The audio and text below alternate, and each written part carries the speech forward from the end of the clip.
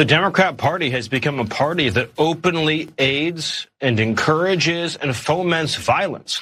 They've been radicalized by Democrat Party rhetoric that describes anyone who doesn't share their warped, twisted worldview as fascists, worthy, by implication, of execution. They are using this language to mark people, to put a target on them. Stephen Miller could perhaps check his own rhetoric a little bit, because coming out of this weekend, he's now being blamed for what looks like another bit of right-wing targeted political violence. See, he put out this tweet, okay? The day before an apparent arson attack on a judge's home. He said the issue before, I think that's supposed to be us now, is very simple and clear.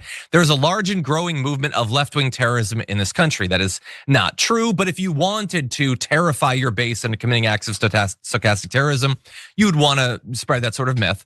It is well organized and funded. It is shielded by far-left Democrat judges, prosecutors, and attorneys general. The only remedy is to use legitimate state power to dismantle terrorism and terror networks. So he is lying about the terrorism and then lying that the terrorists which don't exist are being protected by judges.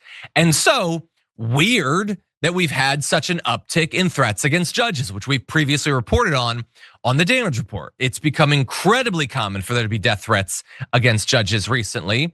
Well, now we have this fire, which happened over the weekend. Police are investigating the cause of a fire that burned down the home of South Carolina Circuit Court Judge Diane Goodstein, who had reportedly received death threats for weeks related to her work.